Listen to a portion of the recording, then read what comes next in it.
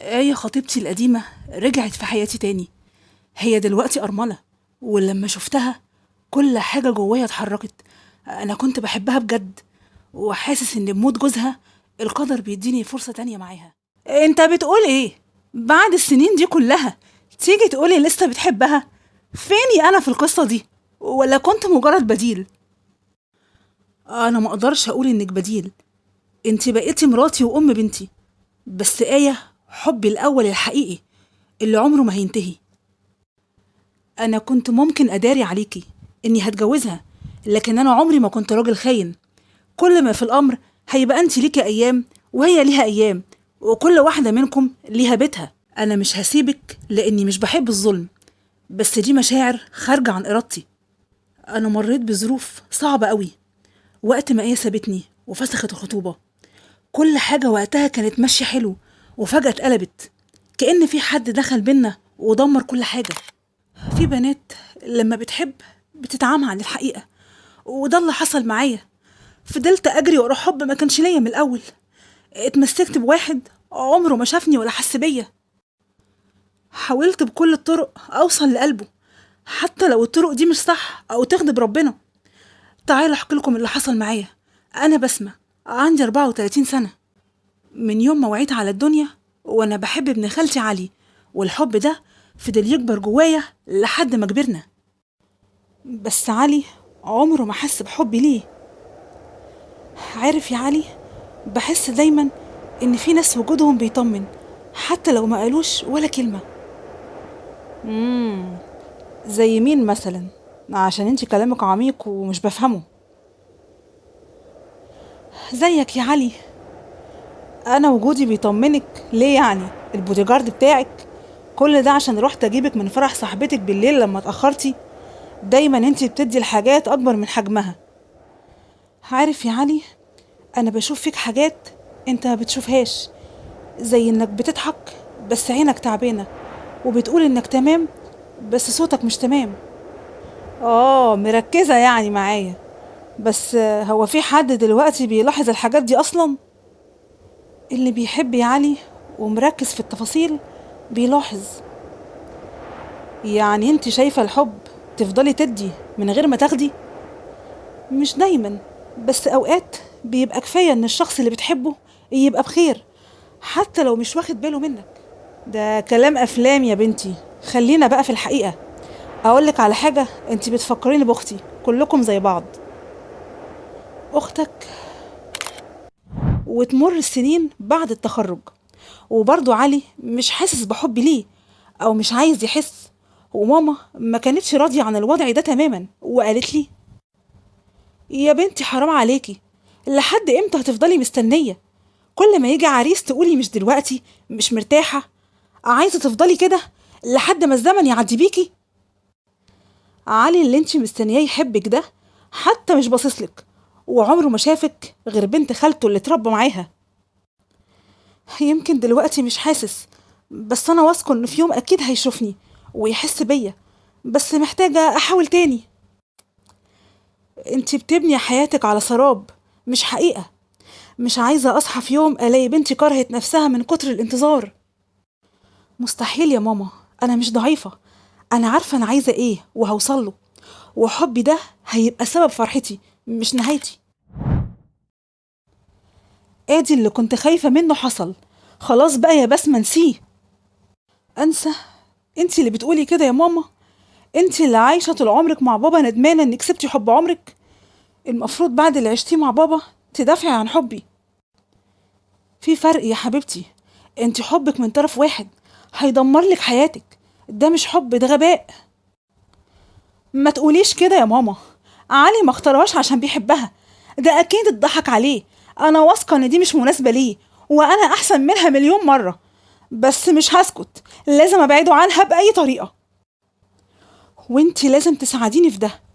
هنفركش الخطوبه، نفكر في حاجه تقلب الموضوع كله، ونخليها هي اللي تسيبه بنفسها.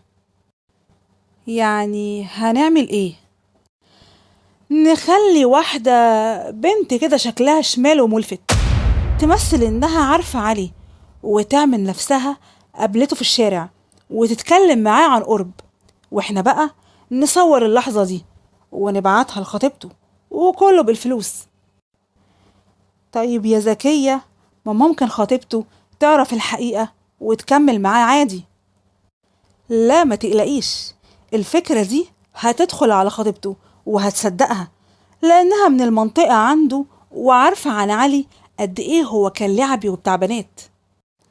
إحنا بقى هنفهمها إن ده مش طيش شباب وهيعدي، ده طبع فيه ومش هيتغير، وأكيد هي مش هترضى تكمل مع واحد بالشكل ده. أيوة، مين حضرتك؟ مش مصدقة، نسيتني؟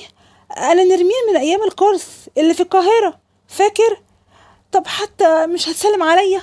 ده احنا عشرة. بصراحة مش فاكرك خالص. يمكن. عاملة ايه، اخبارك؟ صورك وصلتني الصبح. هي دي حياتك اللي كنت هعيشها معاك؟ صور؟ صور ايه؟ انت بتتكلمي عن ايه؟ صور البنت اللي واقفة معاك في الشارع، اللي بتضحك وبتلمسك وانت واقف عادي جدا كأنك متعود، وضحكت عليا وتقولي اتغيرت. محدش بيتغير. آية اسمعيني، انا معرفش البنت دي.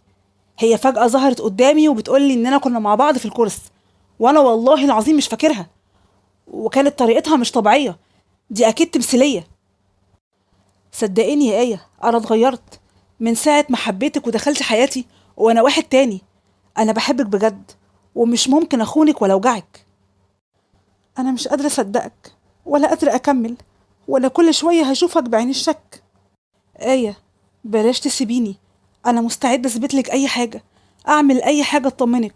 بلاش تظلميني. بلاش اظلمك، بس اظلم نفسي عادي مع واحد مش هيتغير وفي الاخر بيرجع لطبعه. هتوجع شوية بس هرتاح بعد كده. انا اسفة، انت من طريق وانا من طريق. وبدأت انا ادخل لعلي بحبي ووقت ضعفه، بعد ما سابته آية، وحبة حبة قدرت اوصل للي انا عايزاه، وبطريقتي خليت علي يقولي: بسمة، انتي الوحيدة اللي عمرك ما شكيتي فيا، دايما بتصدقيني، دايما جنبي حتى وانا مش شايفك. وانا ظلمتك، يمكن اخدت وجودك كأنه عادي، مع انك مش عادية خالص. انت بقيتي حد غالي عليا قوي يا بسمة. انا بحبك يا علي من سنين، ومن اول ما فهمت يعني ايه قلبي يدق. مش مستنية رد يا علي، ولا مستنية تقولي انك انت كمان بتحبني، بس انا تعبت اخبي حبي، وتعبت كمان اعيش كأني مش موجودة في حياتك، وبحلم تبقى ليا. انا مش عارف، مشاعري متلخبطة، بس يمكن لو لفيت الدنيا دي كلها ملاقيش حد زيك يحبني زي ما حبتيني. تتجوزني يا علي؟ واتجوزت انا وعلي، وشفت معاه الحياة السعيدة اللي كنت بتمناها من زمان، واللي رسمتها في خيالي اخيرا اتحققت. وحياتي حلوت اكتر بعد ما جبت بنتي لميس. وقتها حسيت ان كل امنياتي في الحياة اتحققت، ومفيش اي حاجة ناقصاني. وبطريقتي خليت علي يحبني اكتر واكتر. مش فاهمة ليه طلبت نقعد نتكلم. انا قلت لك يا علي قبل كده كتير اني مش هتجوز بعد جوزي الله يرحمه. بنتي هي كل حياتي وبس. يا آية، انا لسه بحبك، وصعبان عليا انك تواجهي الظروف الصعبة دي كلها لوحدك. ليه بتحاول تاخد من الزمن فرص ضايعة؟ فرصتنا كانت زمان وضاعت خلاص. انت يا آية عمرك ما كنتي فرصة، كنتي دايما الأصل، بس ضعتي مني. اللي بينا خلص من زمان يا علي، وانت اتجوزت وبقى عندك بيت وأسرة، وانا بقيت أرملة، وعندي بنتي دلوقتي هي كل حياتي. وخلاص، انا ما بقيتش البنت اللي حبيتها زمان، بقيت واحدة شايلة هم الدنيا على كتافها، وكل همي اربي بنتي اليتيمة. ده اللي خلاني احبك اكتر. شايف في عينيكي حزن، وشايف فيكي الام المضحية، شايف كل وجعك. اسمحيلي اشاركك كل ده واشيله عنك.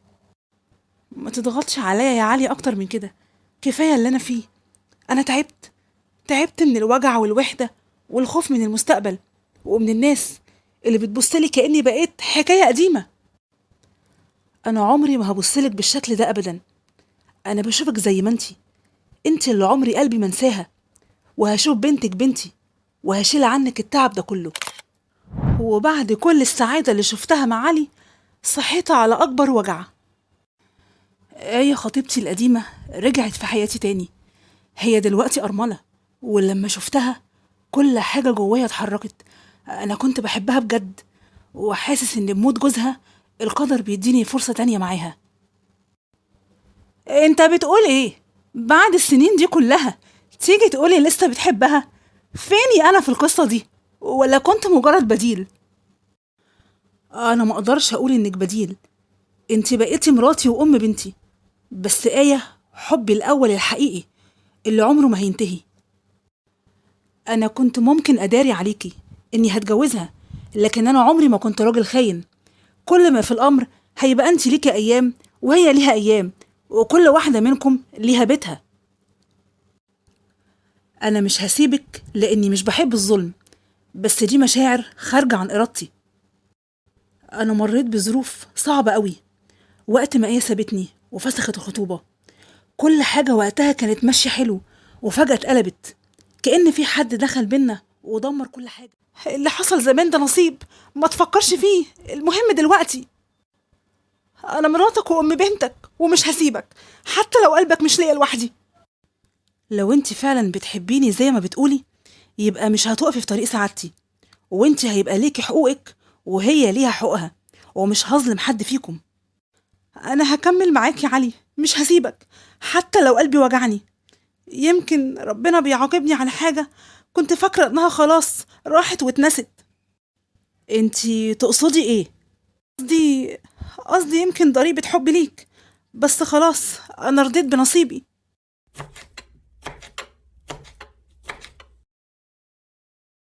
كل سنة وانت في حياتي يا أحلى وأجمل ما في حياتي. هديتك معايا، وبكرة هنحتفل سوا. جهزي نفسك. طيب وعيد ميلادي اللي عدى من شهر ولا حتى افتكره؟ حياتي كلها بقت مواقف زي دي. أحيانا بستحمل وبعدي، وأحيانا بحس إني عايزة أمشي وأسيب الحياة دي وأهرب من وجعي. أنا كنت عايشة على وهم اسمه علي. أنا حبيته من وأنا صغيرة، ونسيت إن الحب الحقيقي عمره ما بيكون بالغصب، ولا بيتبني على كسر قلب حد تاني. أخدت علي من خطيبته بطريقتي، ورغم ده ربنا ما فضحنيش، بس أخد حق آية بطريقته. وبقيت عايشة محتارة، أكمل معاه وأنا بتوجع ولا أمشي وأسيبه، لأني خلاص عرفت إن اللي اتاخد ظلم بيرجع غصب عن الدنيا كلها.